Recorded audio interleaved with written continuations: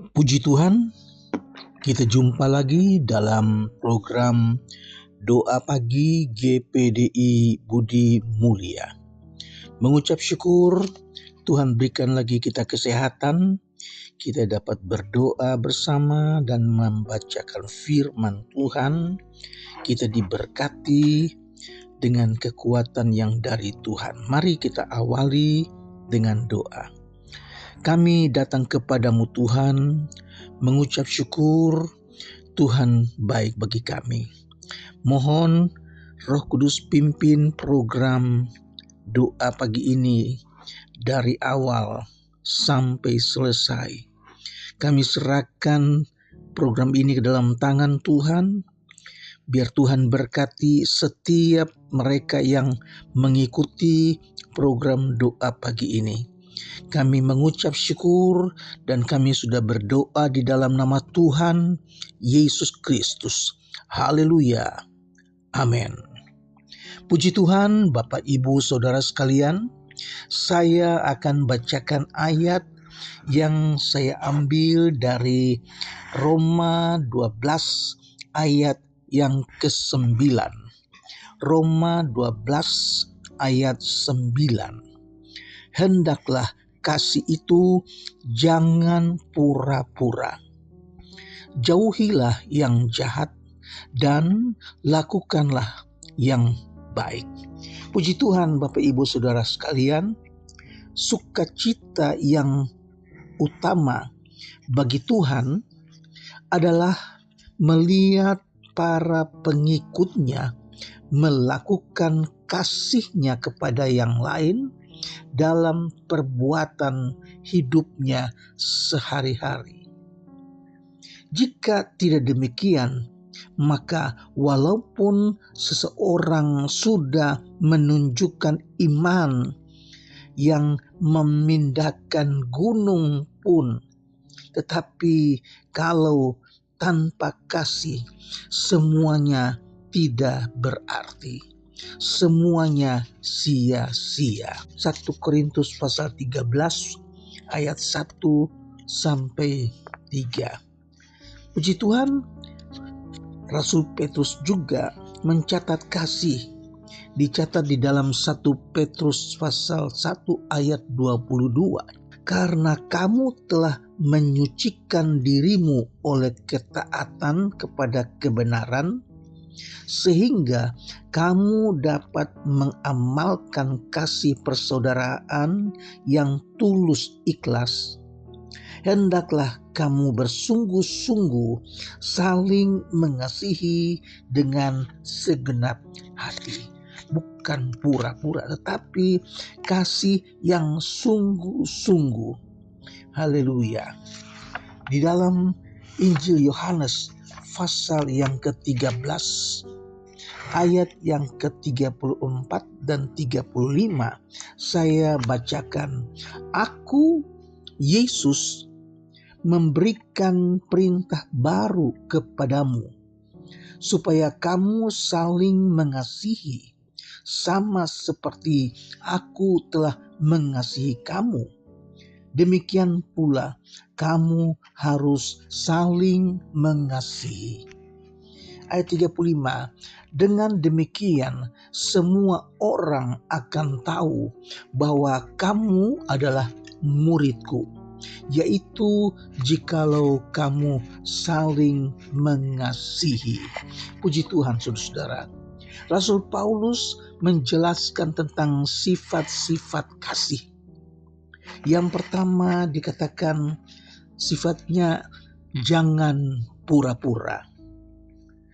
Kasih yang pura-pura adalah kasih yang palsu.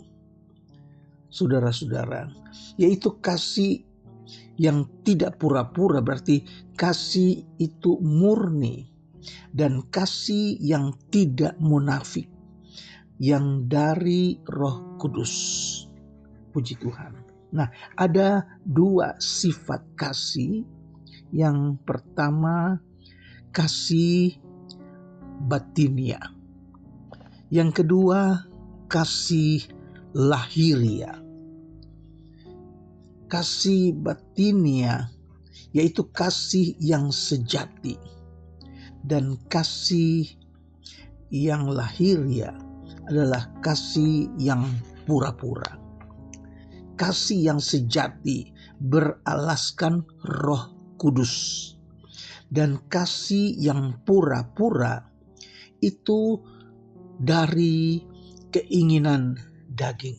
Saudara-saudara, kasih yang sejati disebut baik, tetapi kasih yang pura-pura dari keinginan daging mendatangkan bencana.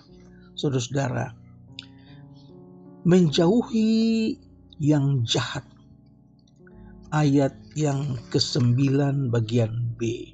Ini adalah kasih yang sifatnya menjauhi yang jahat, sehingga dengan tidak mengasihi orang lain sama halnya dengan sudah berbuat jahat. Mengasihi berarti melakukan hal-hal yang baik. Ayat 9 bagian C. Dengan menjauhkan diri dari yang jahat belum cukup, tetapi juga hendaklah melakukan yang baik.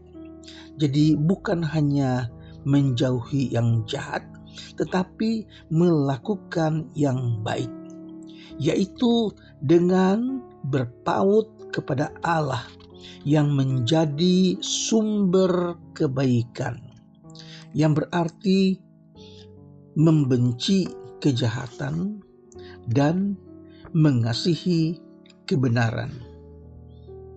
Saudara-saudara, contoh tentang kasih yang murni, kasih dalam perbuatan, yaitu kisah yang Tuhan Yesus ceritakan kepada seorang ahli Taurat, dicatat di dalam Injil Lukas pasal yang ke-10, saudara, ketika ahli Taurat itu bertanya kepada Yesus, "Perbuatan apakah yang aku harus lakukan supaya aku selamat?"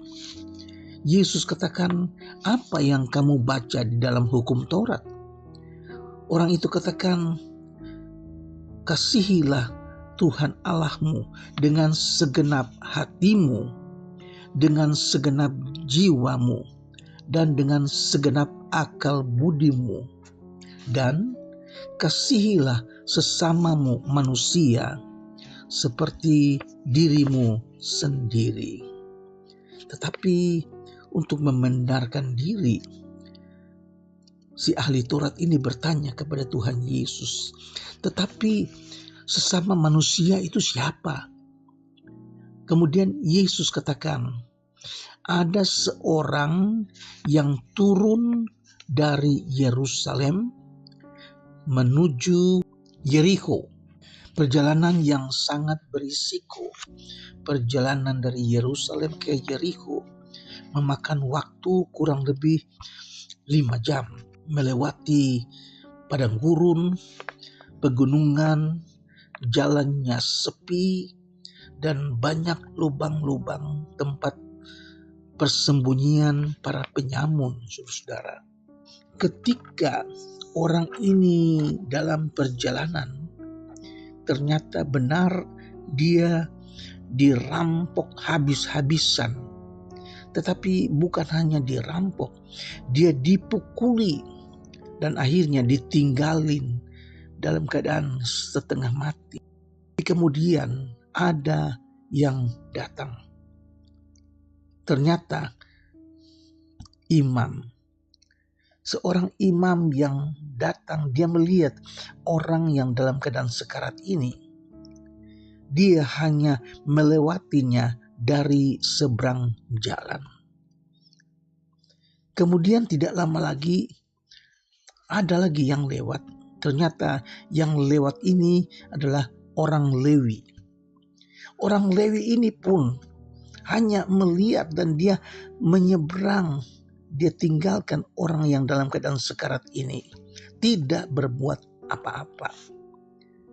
Tidak lama kemudian ada seorang lagi yang lewat dengan menunggang keledai. Dia adalah seorang Samaria. Ketika orang Samaria ini melihat ada orang yang terbaring di pinggir jalan dalam keadaan sekarat, segera dia turun dari keledainya. Dia membersihkan luka-lukanya, dibalutnya, dia siram dengan minyak dan anggur. Kemudian dia taruh orang itu di atas keledai dan dia bawa ke tempat penginapan. Di tempat penginapan dia minta supaya orang ini dirawat. Diserahkan uang 2 dinar. Dia katakan, kalau uang ini tidak cukup, besok aku kembali dan aku akan menggantikannya. Tuhan Yesus katakan kepada ahli Taurat, mana bersama manusia? Ahli Taurat itu katakan, yang menolong orang yang dalam keadaan sekarat. Tuhan Yesus katakan, perbuatanmu benar. Lakukanlah dan pergilah, saudara-saudara, dan kamu akan hidup. Saudara-saudara, hati yang tidak mengenal kasihan adalah hati yang telah mati, dan cahaya Allah tidak dapat lagi bersinar di dalamnya. Puji Tuhan, lakukanlah kasih melalui perbuatan. Tuhan memberkati. Mari kita berdoa. Bapa yang kami panggil dalam nama Tuhan Yesus Kristus, mengucap syukur buat firman-Mu yang mengajar kami untuk mengasihi, tetapi bukan kasih yang pura-pura, tetapi kasih yang murni, kasih yang dari Roh Kudus yang menolong sesama manusia. Terima kasih Tuhan. Tuhan memberkati setiap pemirsa yang mengikuti program doa pagi ini. Memberkati mereka pribadi, memberkati keluarganya, memberkati pekerjaannya Tuhan. Terima kasih. Kami berdoa juga buat jemaat yang sakit, mereka yang terbaring lemah di rumah ataupun dirawat di rumah sakit. Kami berdoa dalam nama Yesus. Mari Tuhan jamah, sembuhkan dalam nama Yesus. Terima kasih. Kami mengucap syukur. Tuhan berkati bagian keuangan, kesehatan. Kami serahkan dalam nama Tuhan Yesus Kristus. Haleluya. Amin.